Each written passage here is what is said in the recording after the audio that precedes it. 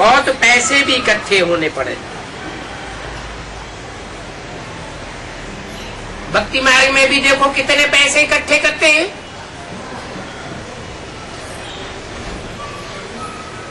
भक्ति मार्ग में जो बड़े बड़े आदमी होते हैं वो रुद्र यज्ञ में बहुत दान करते हैं। वो स्थूल दुनिया की नजरों के हिसाब से बड़े आदमी होते हैं। और यहाँ कौन से बड़े आदमी हैं? जो रुद्र यज्ञ में तन मन धन समय संपर्क संबंध साथ स्वाहा करते हैं, वो बड़े आदमी। माना कोई जरूरी नहीं है कि करोड़पति हो तो वो बड़ा आदमी है, अरबपति हो तो बड़ा आदमी है। नहीं, जो सारे दिन में 50 रुपया कमाता है वो 50 रुपए में से 40 भी स्वाहा कर देता है, और जो लाख कमाता है बारी न्यारे करता है रोज, और उसमें से आधा 50 यज्ञ में दान कर देता है, तो कौन फायदे में हुआ? रेशो किसका ज्यादा हुआ? गरीब आदमी का रेशो ज्यादा हो जाता है, क्योंकि बाप परसेंटेज के हिसाब से देखते हैं। मेहनत की कमाई किसकी है?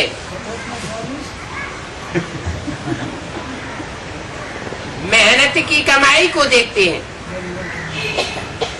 गरीबों का हिस्सा जास्ती बन जाता है, तो बाप कहते हैं तुम बड़े आदमी हो। मान लो किसी की गीता पाठशाला में गए, छोटा सा कमरा है, उसी में रहना होता है, खाना बनाना होता है, सोना होता है, उसी में सफाई करके क्लास करते हैं। बाबा पहुंचते हैं तो उसी में बाबा को सुलाई देते हैं। बच्चे कहते हैं बाबा छोटा घर है, तो बाबा क्या कहते हैं? नहीं बच्चे, बाबा के लिए तुम्हारा बड़ा घर है, तुम बाबा के लिए बड़े आदमी हो, छोटे आदमी नहीं हो।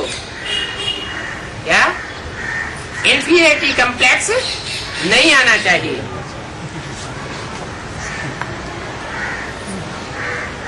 कोई 100 निकालते हैं भक्ति मार्ग में, कोई 500 निकालते हैं।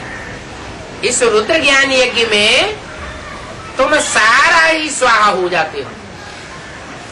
क्या भक्ति मार्ग में सारा का सारा कोई दान नहीं करता, ये पूरा ही अर्पण हो जाए।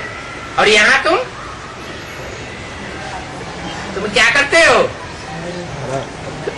तुम सारा का सारा स्वाहा हो जाते हो।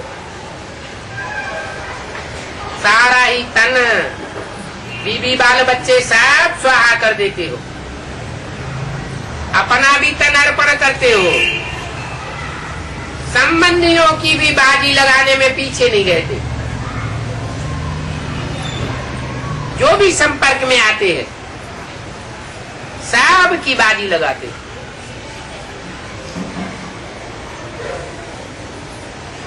भक्ति मार्ग में तो थोड़ा थोड़ा पैसा निकालते हैं, थोड़ा थोड़ा सबसे इकट्ठा करते हैं।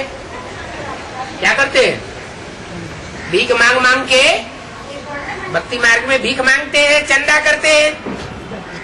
यहाँ तुम कोई चंदा नहीं करते। इसका फाउंडेशन कौन डालते हैं? भीख मांगने का, चंदा आदि करने का फाउंडेशन कौन डालते हैं? तुम 5000 दो, 1-1 रुपया हर एक को डालना है। बेसिक में जो छोटे छोटे बच्चे हैं वो भक्ति मार्ग का फाउंडेशन डाल रहे हैं, और तुम कोई से भीख नहीं मांगते हो। तुम कोई से चंदा इकट्ठा नहीं करते हो क्या? अगर इकट्ठा करते हैं तो वो भी दूसरे धर्म के बीज रूप आत्मा साबित हो जाएंगे। उनको भी भक्ति मार्ग में जाना पड़ेगा। 84 जन्म की प्रारब्ध लेने वाले नहीं बन सकेंगे। तो भक्ति मार्ग में थोड़ा थोड़ा पैसा इकट्ठा करते हैं, चंदा करते हैं, भीख मांगते हैं, फिर ब्राह्मण को दक्षिणा मिलती है।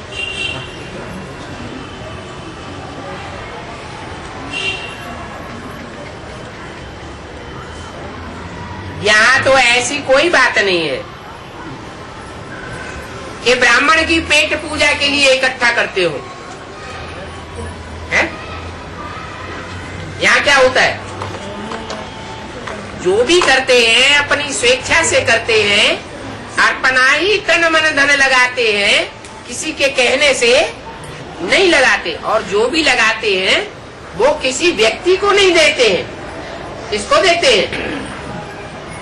अपने लिए, अपने भविष्य के लिए ईश्वरीय बैंक में जमा करते हैं और विश्व कल्याण के लिए खर्चा जाता है।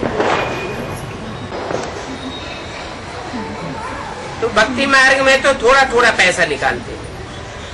यहाँ तो तुमको पूरा ही स्वाहा होना पड़ता है। किनको? उनको नहीं, तुमको। किनको? तुमको।